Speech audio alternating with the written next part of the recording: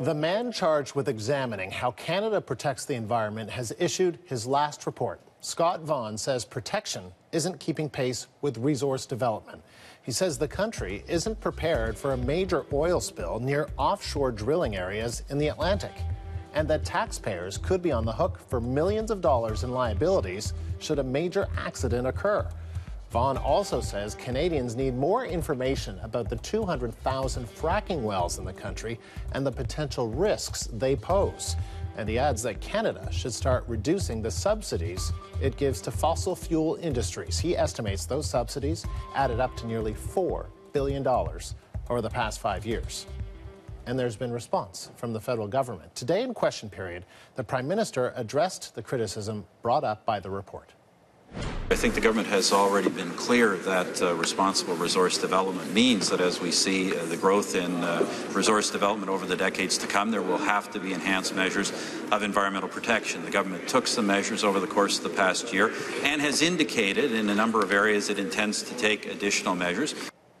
We're now going to speak with environmentalist David Suzuki. He's also the host of CBC Television's The Nature of Things, and he joins us from Vancouver. So David Suzuki, the Prime Minister defended the government's effort in responsible development, what it calls responsible development. I know you probably don't agree with that. How do you think the government, though, can better close the gap between resources development and environmental protection? Well, I think it is to take the environment as something that is very, very serious.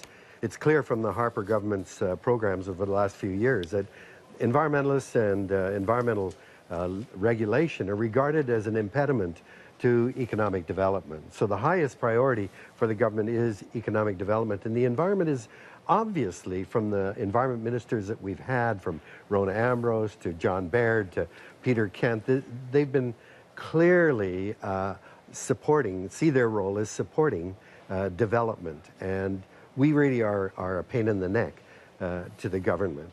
I want to say that I think the report from the Commissioner indicates how important it is to have this kind of examination of government policy. It's like the Auditor General looking at our financial state. We need this Commissioner, and I hope that the fact that he's now leaving the position doesn't mean that that role of a Commissioner of the Environment and Sustainable Development is going to somehow be eliminated. We need this very, very much, because the kind of issues he raises, I think, are extremely important. I don't think there's any way that Mr. Harper can claim any credibility that the environment is an important area, that he will ensure its protection.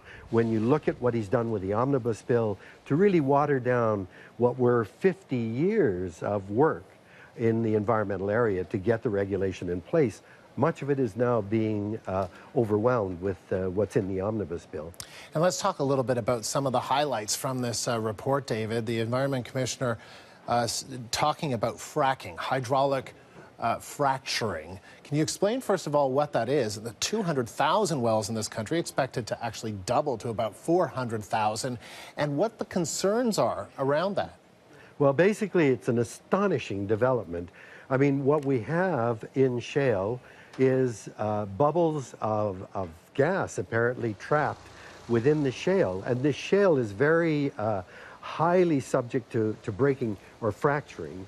So that what's been found is if you drill down, and you can send your pipes down now horizontally, after you get down deep enough, horizontally, and then putting materials up to 800 different compounds, and we have no idea what they all are. Many of them are carcinogenic and toxic, but they lubricate the movement of this fluid down into the Why don't we know what they are? Why don't we know what these materials are? These are called trade secrets, and they won't tell us. And how the hell do you regulate an industry if they won't tell you everything that's in what they're putting down? I think this is one of the outrageous aspects of this industry. But then what you do is you pump water with all of these compounds in them under very high pressure, and that then fires up through these horizontal pipes into the shale bed and cracks it in the way that if you smash a window on your car, you'll see that one place where it hits will shatter the entire windshield.